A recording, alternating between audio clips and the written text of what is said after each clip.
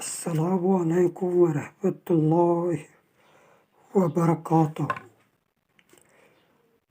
दोस्तों, आज मैं स्टेटहुड के बारे में कुछ बात करना चाहता हूँ।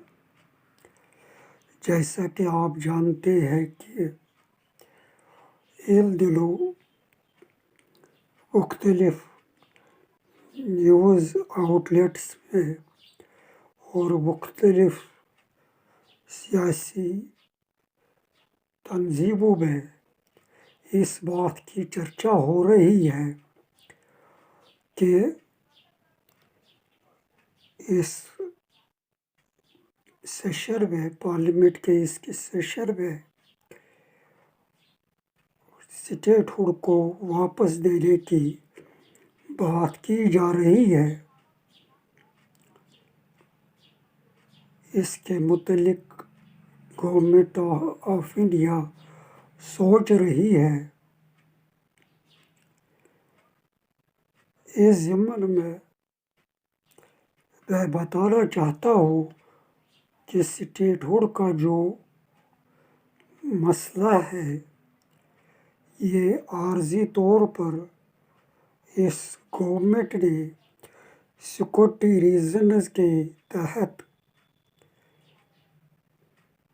कुछ देर तक मुलतवी कर दिया था, क्योंकि यहाँ सिक्योरिटी हालात इतने ख़राब थे। हर किसी को लगता था कि फ़िलहाल गवर्नर राज ही होना चाहिए, क्योंकि लोकल हुकूमतें जो है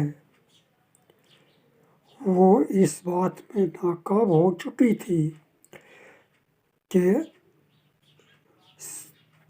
यहाँ पर अमन व अमान कायम हो। बल्कि हमने उस दौर में एक ट्रेंड देखी थी कि लोगों को जमा होने की इजाज़त दी जाती थी, ख़ास तौर पर जब कोई मिलिटेंट मारा जाता था तो उनके नमाज जनाज़ों पर लोगों को आने से नहीं रोका जाता था, जिसके ज़रिए से वहाँ सप्रेस्ड एलिमेंट्स जो थे वो हमारे नौजवानों के जज्बात को भड़काते थे और एक मॉब वायलेंस पैदा हो जाती थी। इस तरह से स्टोन पेल्टिंग का एक लंबा दौर लोकल गवर्नमेंट की क़यादतों में यहाँ शुरू हो चुका था। ये इतने तक ही महदूद नहीं रहा था, बल्कि ये जो स्टेट अपैरेटस था, पुलिस के साथ मिली भगत करके इसने एक माफिया की शक्ल भी इख्तियार की थी। नौजवानों को गिरफ्तार किया जाता था, लेकिन उनको साथ ही रिहा भी किया जाता था। उनकी रिहाई के लिए पुलिस डिपार्टमेंट और सियासतदान लोगों से पैसा भी वसूल करते थे। ये एलिगेशंस भी बार बार आती थी। हमारे नौजवान क्यों जुर्रत करते थे कि वो स्टोन पेल्टिंग में हिस्सा लिया करते थे, क्योंकि उन्हें मालूम था कि लोकल गवर्नमेंट होने के बायस हम थोड़ी ही देर के बाद रिहा भी किए जाएंगे। बहुत सारे नौजवानों को बगैर किसी पूछताछ के छोड़ा भी जाता था।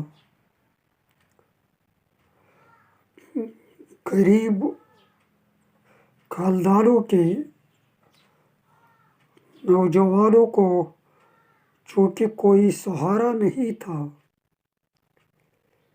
वो जेलों में सड़ रहे थे और अभी भी वो जेलों में बंद पड़े हैं। तो अगर हम ध्यानदारी से बात करेंगे तो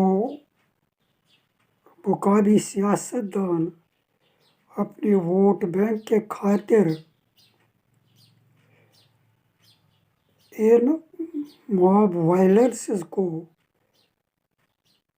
रोकने में कोई खास जिम्मेदारी से काम नहीं लेते थे।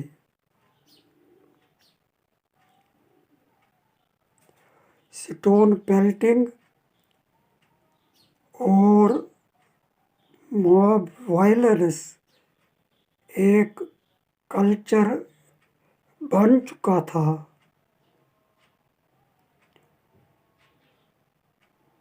जिसके लिए थोड़ी देर के लिए यहाँ गवर्नर राज का नाफिज होना, मुझे लगता है, आम लोगों को भी लगता है कि ये ज़रूरी बन गया था, क्योंकि आम लोग अपने बच्चों को आज़ाद देखना चाहते थे। वो उन पर PSAs दीगर केस लगाना नहीं चाहते थे। तो वालिदैन ने इस पीरियड में थोड़ी बहुत राहत, बल्कि मैं कहूँ तो बहुत राहत हासिल की थी।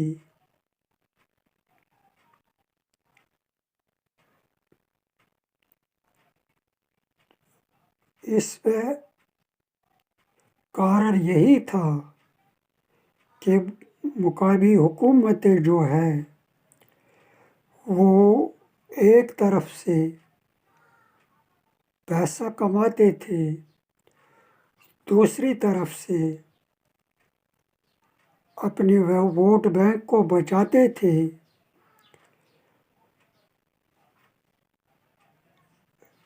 आम लोगों को, वालिदैन को ये मसला था कि उनका अयाल बच जाए। वो इस बात पर जोर नहीं देते थे कि यहाँ कितनी तरक्की हो रही है,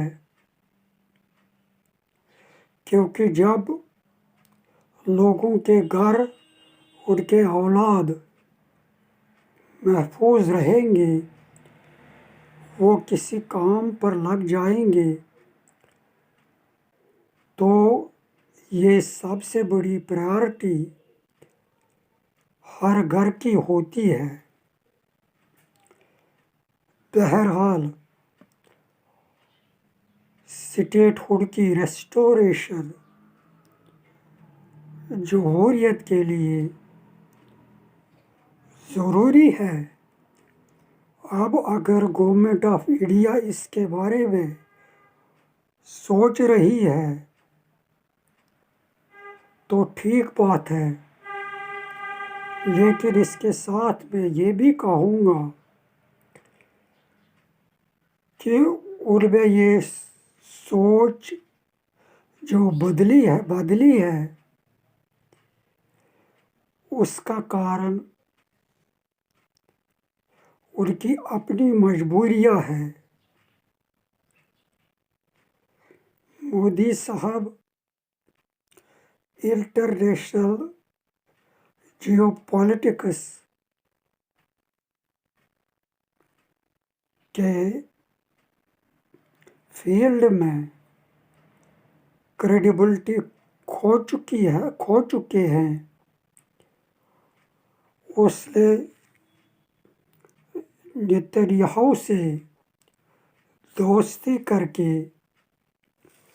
बड़ी गलती की है। नेतन्याहू जो एक जीनोसाइडर है, मोदी जी को बैनुल अक़वामी सतह पर उसके साथ हाइफनेट किया है,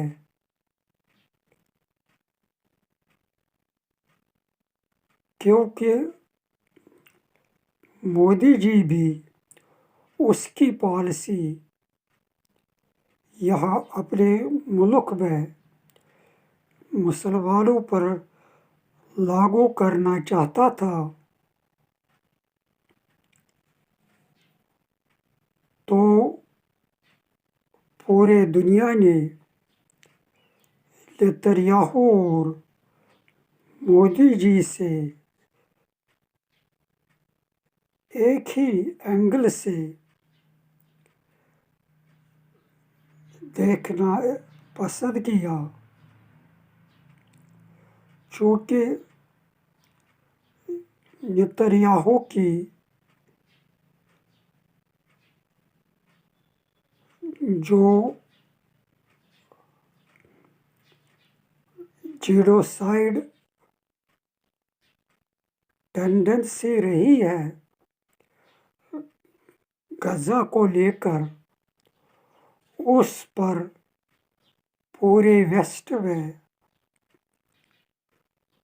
बशमूल अमेरिका बहुत शोर मचा था। हर जगह पर उसके खिलाफ प्रदर्शन हो रहे थे। मुसलमान मुल्कों से कहीं ज़्यादा वेस्ट ममालिक में उसके खिलाफ एहतजाज हुए और बड़े शदीद एहतजाज हुए, जिससे वेस्ट के लीडर हजरात जो है,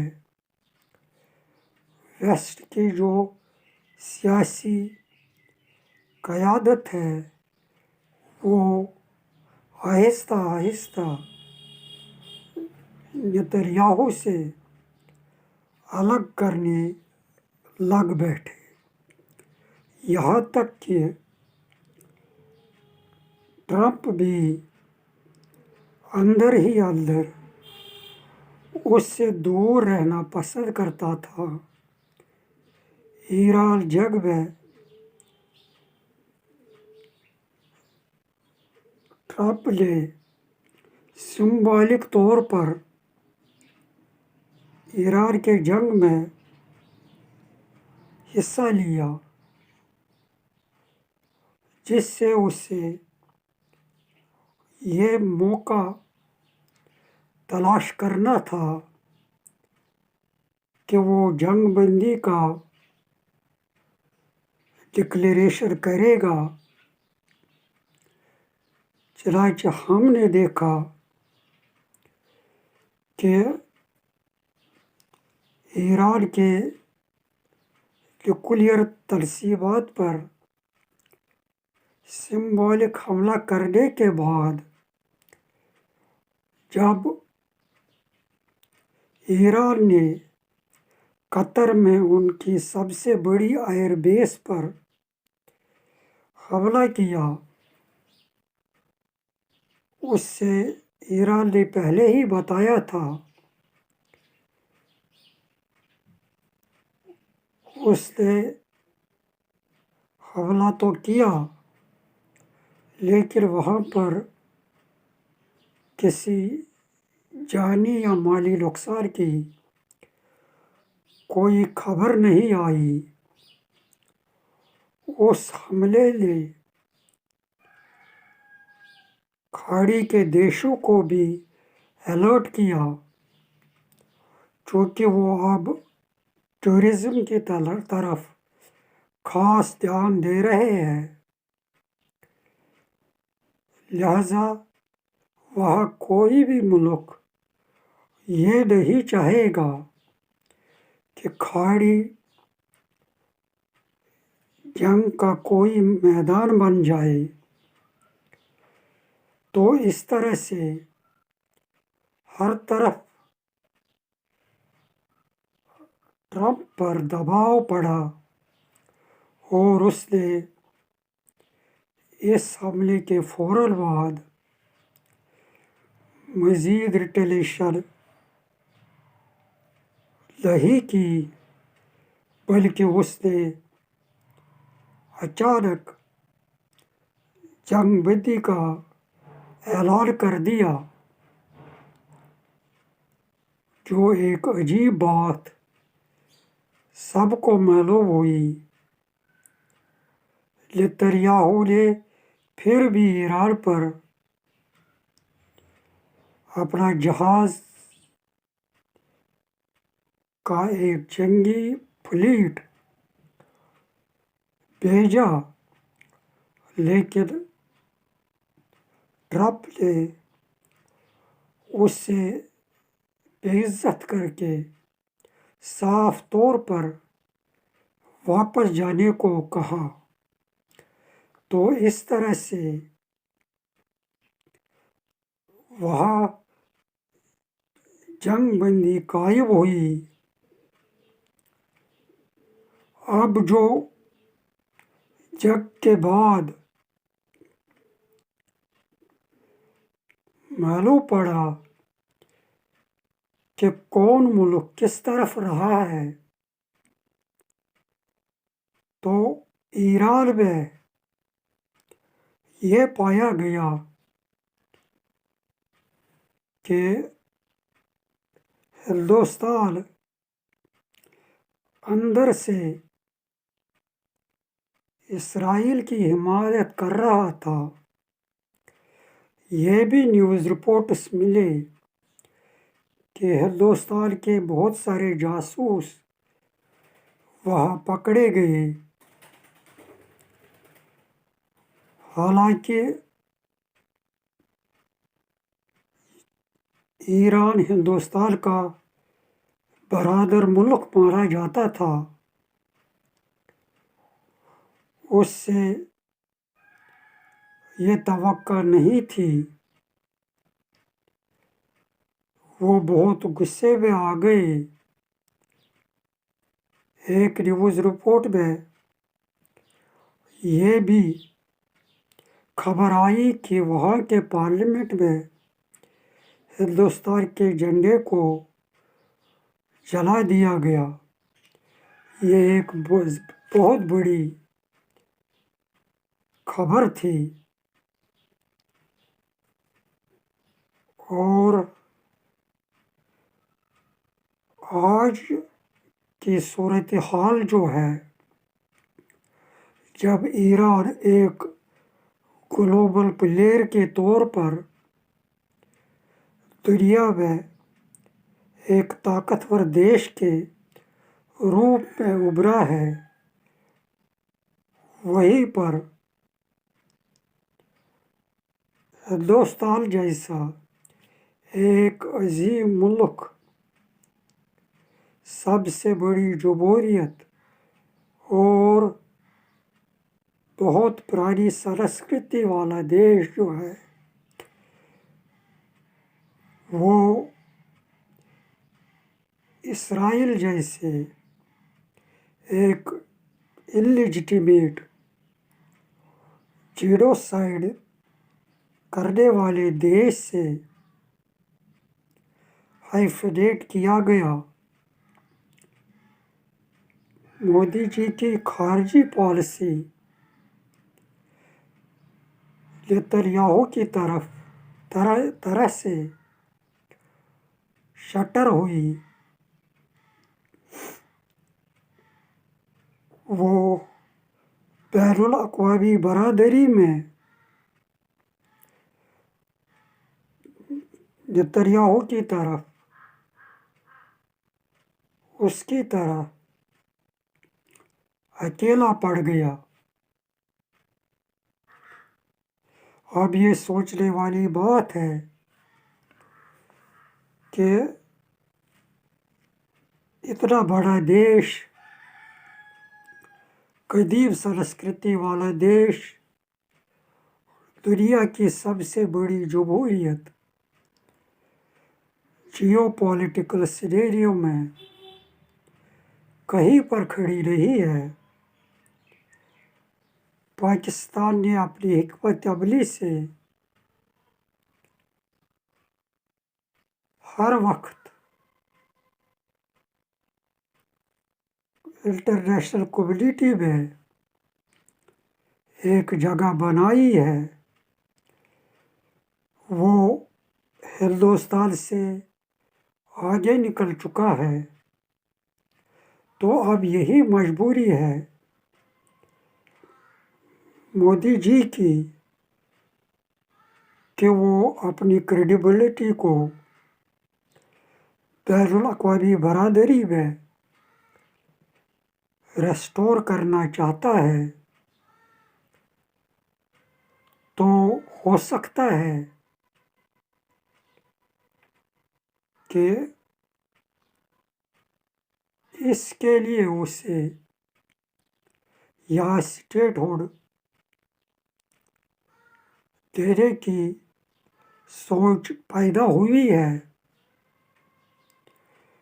ये किसी मुकामी पॉलिटिकल पार्टी की काविशों की वजह से नहीं होगा। अगर ऐसा हुआ तो ये सिर्फ मोदी जी की क्रेडिबिलिटी और हिंदुस्तान की जियोपॉलिटिकल क्रेडिबिलिटी बढ़ाने के लिए अब स्टेप लिया जाएगा।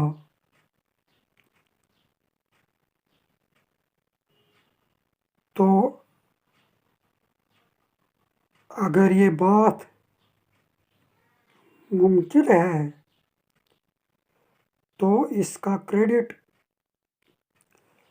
मौजूदा सरकार को बिल्कुल भी नहीं मिलेगा, क्योंकि उन्होंने तय किया था कि वो 5 साल तक यूटी ही में बैठेंगे, वो भी लॉ एंड ऑर्डर जैसी अहम जिम्मेदारी को उठाने से कासिर थे। लोगों ने उन्हें इतना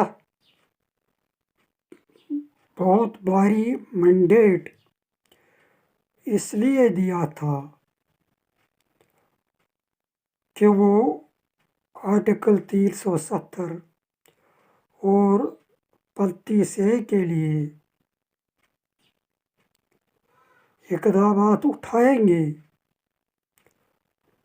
उसके लिए एक फ्रेमवर्क बनाएंगे, कोई डेडलाइन देंगे, कोई लाएहमल इख्तियार करेंगे। लोगों ने उससे गली नाली के लिए वोट नहीं दिया था, बल्कि उससे एक अहम जिम्मेदारी सौंपी गई थी।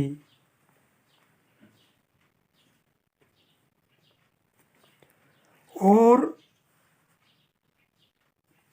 उस अहम जिम्मेदारी से उमर अब्दुल्ला ने इलेक्शन के फौरन बाद इनकार किया था, ये कहकर कि हम तवक्को नहीं रख सकते हैं, हम लड़ नहीं सकते हैं बीजेपी के साथ। ये 370 और पलती से को बहाल करने के लिए।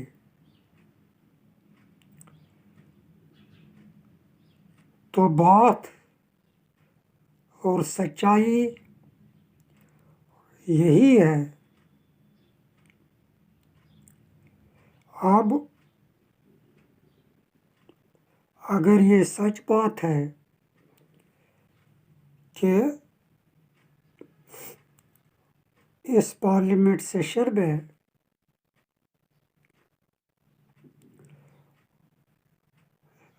बीजेपी गवर्नमेंट कोई इकदाम उठाने जा रही है, तो उस पर कुछ न्यूज़ रिपोर्ट्स आए हैं स्टेटहुड को बहाल करने के लिए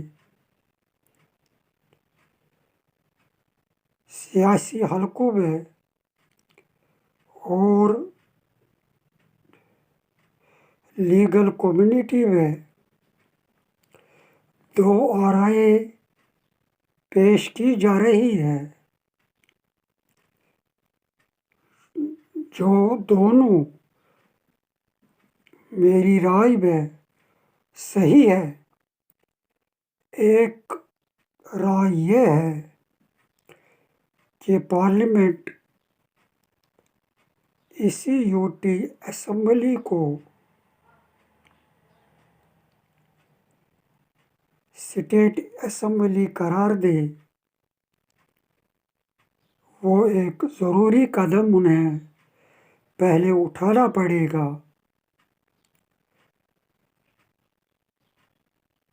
तो फिर नए इलेक्शन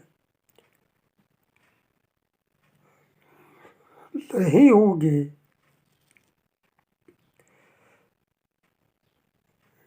दूसरी राय ये है कि चूँकि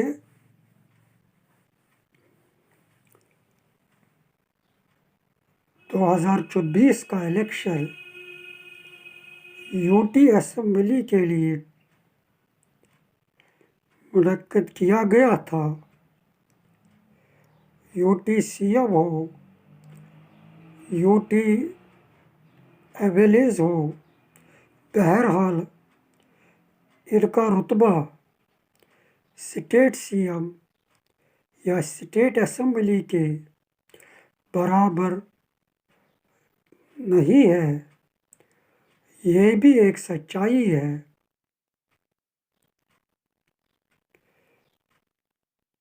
एक कानूनी नुक्ता ये भी आता है कि उस वक्त लोगों को पता था कि इस सरकार को लॉ एंड ऑर्डर के इख्तियारात नहीं दिए जाएंगे। जम्मू कश्मीर जैसी सिक्योरिटी के लिहाज से हसास स्टेट में लॉ एंड ऑर्डर मसले का ख्याल रखना बहुत ही ज़रूरी है। लिहाजा ये राय काफ़ी वज़न रखती है कि लोगों को मौका दिया जाए कि वो अब ये भी देख लेंगे कि कौन लोग ये लॉ एंड ऑर्डर की जिम्मेदारी उठा सकते हैं। पास्ट में हमने देखा कि चाहे वो एलसी की हुकूमत थी या पीडीपी की हुकूमत थी, वो इस जिम्मेदारी को अच्छी तरह से नहीं निभा सके, बल्कि यहाँ मिलिटेंसी अवामी लेवल तक पहुँच चुकी थी।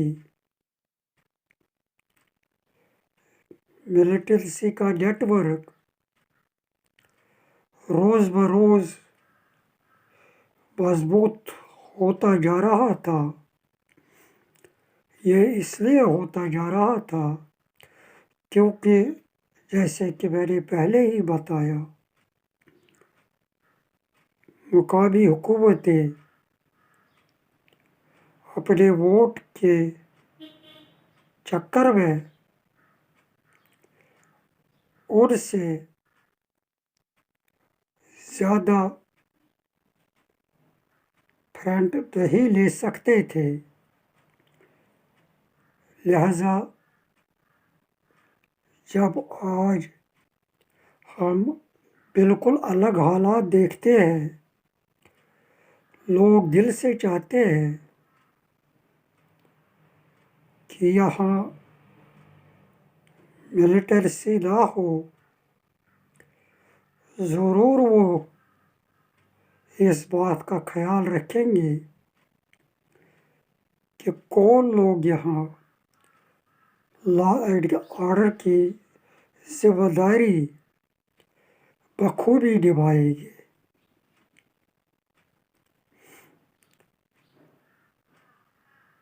अगर हम यहाँ की लोकल सियासत की बात करेंगे, वो परिवाद पर खड़ा है। परिवारी सियासत जो होती है वो एक दिन की जमहूरियत होती है और वो दिन इलेक्शन का दिन होता है। इलेक्शन के बाद ये परिवारवादी सिर्फ अपने अकारिब, अपने एजेंटों और अपने वोट बैंक को मजबूत तर बनाने के चक्कर में स्टेट के इख्तियार का नाजायज़ फ़ायदा उठाते हैं। लोग इस बात पर भी गौर करेंगे क्योंकि ये भी कोई छोटी प्रॉब्लम नहीं है, ये भी उतनी ही बड़ी प्रॉब्लम है जिस तरह आर्टिकल 370 35A और स्टेटहुड है। चूंकि लोगों को तसल्ली कर दी गई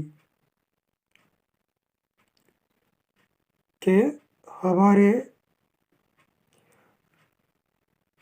खुसूसी इख्तियारात की वापसी बहुत मुश्किल बनाई गई है, लिहाजा वो भी एक तरह की नई सियासत यहाँ देखना पसंद करेगी, जहाँ परिवारवाद न हो, जहाँ आम लोगों को वेलफेयर स्टेट का फ़ायदा मिले।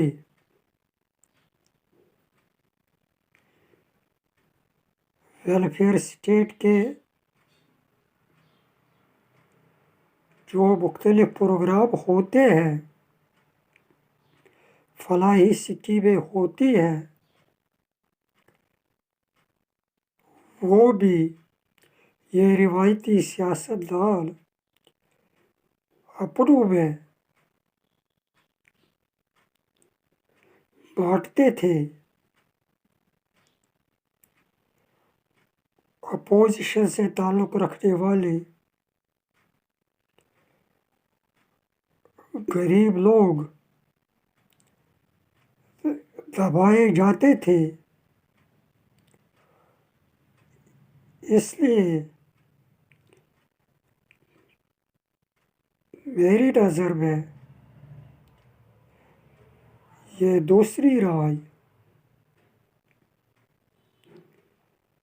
बहुत वज़न रखती है कि इस यूटी असम्बली को तहलील किया जाए, क्योंकि उनको जो मैंडेट मिला था वो किसी बड़े मकसद के लिए मिला था, जिस मकसद से ये मुकर गए। अब लोग नए ढंग से सोचेंगे और उनको मौका मिलना चाहिए कि अगली स्टेट असम्बली जो है वो उनकी बेहतरी के लिए, उनकी तामीर व तरक्की के लिए काम करे। खासकर जिस परिवारवाद ने यहाँ तमाम प्रॉब्लम्स, चाहे वो पॉलिटिकल हो या इकोनॉमिकल हो, उनकी जड़ भी यही परिवारवाद है। मसलन हम रिजर्वेशन का मसला ही लेंगे। ये रिजर्वेशन का मसला क्यों पैदा हो गया है? इसकी वजह भी यही है कि यहाँ ओपन मेरिट कैटेगरी जो है, जो 70% आबादी पर मुश्तमिल है, वो इलेक्शनों में पार्टिसिपेट नहीं करते थे। यहाँ ज़्यादातर रिज़र्व कैटेगरी के लोग जो 30% है, वही सियासत में दिलचस्पी दिखाते थे, वही वोट डालते थे, वही सियासी जमातों की कैंपेन्स चलाते थे, इसलिए वोट बैंक के खातिर धीरे धीरे उनको ज़्यादा से ज़्यादा रिजर्वेशन दे दी गई, यहाँ तक कि 30% आबादी होने के बावजूद उन्हें 70% रिजर्वेशन है और 70% एक बड़ी आबादी को गवर्नमेंट जॉब से महरूम होना पड़ा, जो सिर्फ 30% जॉब हासिल कर सकते हैं। इस कैटेगरी के वालिदैन जो हैं, घराने जो हैं, उन्हें लाखों रुपया अपने बच्चों को पढ़ाने के लिए खर्च करना पड़ता है, तब जाके उनको इस टफ कंपटीशन में कोई सरकारी जॉब मिल सकता है। यह भी एक बहुत बड़ा इशू है, जिसकी जिम्मेदार यहाँ की रवायती सियासत मानी जाती है।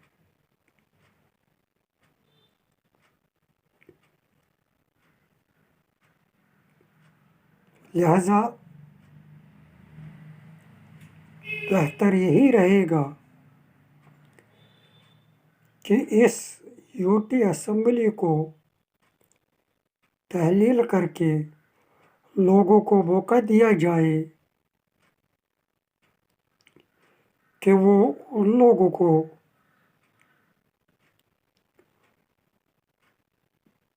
चुन ले जो उनकी उम्मीदों पर खरे उतर सकते हैं।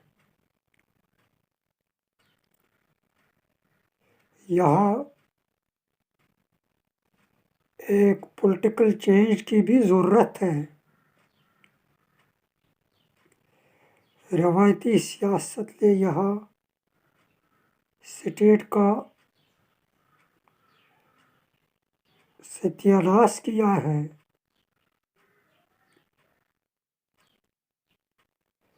लिहाजा लोगों को भी मौका मिलना चाहिए कि वो अच्छी तरह से इलेक्शन में पार्टिसिपेट करें, बल्कि सियासत में पार्टिसिपेट करें, जमहूरियत के होल प्रोसेस में पार्टिसिपेट करें, ताकि यहाँ एक मुख्तलिफ सियासी मंजरनामा कायम किया जाए जो प्रोग्रेसिव हो। पिछले 75 सालों में हमने डेमोक्रेसी का या वेलफेयर स्टेट का कोई फैज़ हासिल नहीं करा।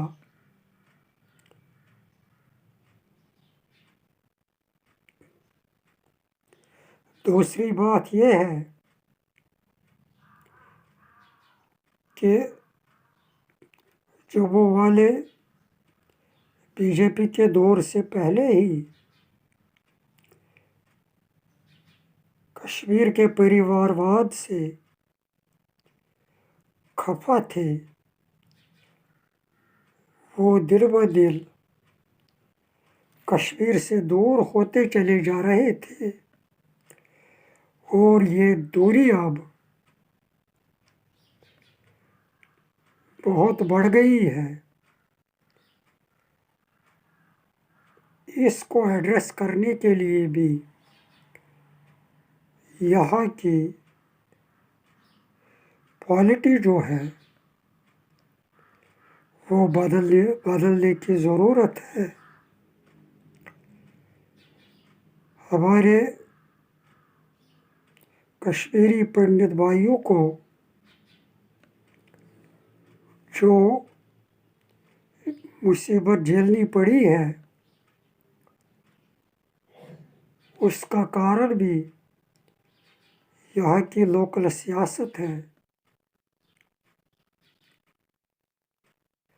तो उम्मीद रख सकते हैं कि जब यहाँ का पॉलिटिकल सिनेरियो बदल जाएगा तो उनकी वापसी के इम्कानात भी बढ़ जाएंगे।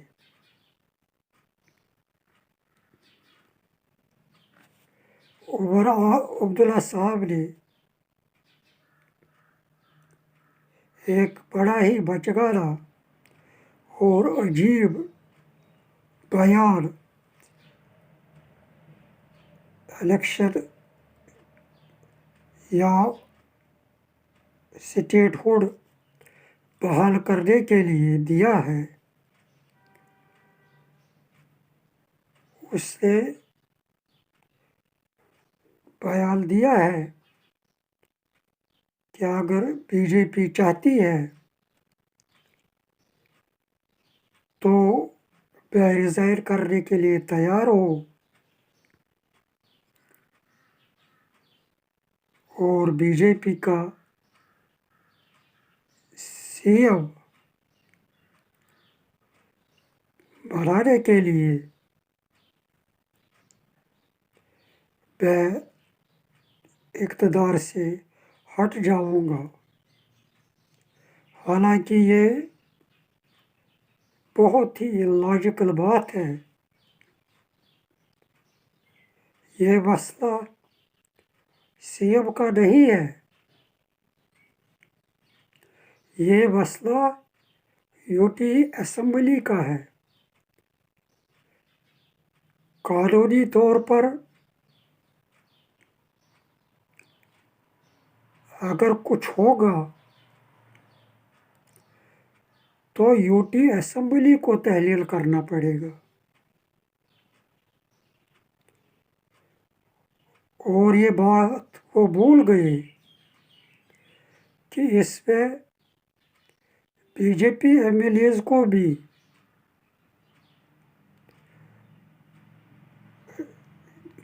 जाना पड़ेगा। लिहाजा ये नहायत ही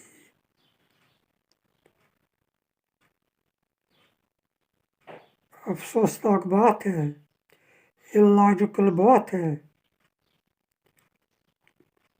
कि उमर अब्दुल्ला साहब इस्तीफा दें और बीजेपी चाहे तो यहाँ अपना सीएम बनाए जो कानूनन मुमकिन ही नहीं है।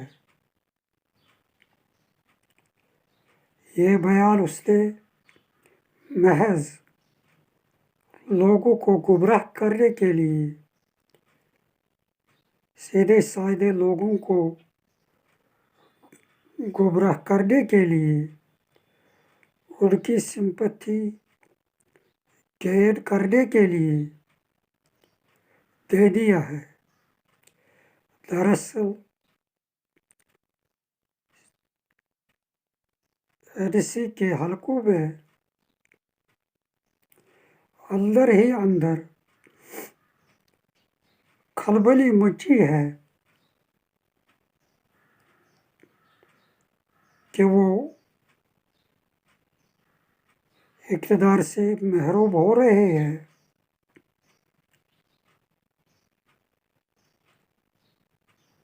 क्योंकि उनकी साख्त जो है वो घट चुकी है। जैसे कि मैंने पहले ही बताया था, उन्होंने तय किया था कि हम 5 साल तक इसी तरह यूटी में ही रहेगी। वो यूटी को लेजिटिमाइज करते जा रहे थे। लिहाजा ईमानदारी की बात यही है, लोगों के हित में यही बात है कि स्टेट असेंबली के लिए नए इलेक्शन करवाए जाए ताकि यहाँ एक पॉलिटिकल सिनेरियो भी तब्दील हो जाए। क्योंकि लोगों ने देखा कि ये एक फॉल्स प्रोपेगेंडा था कि कोई बीजेपी का ए टीम है, बी टीम है, सी टीम है, बल्कि ये सब कहीं न कहीं पर बीजेपी से मिले हुए थे।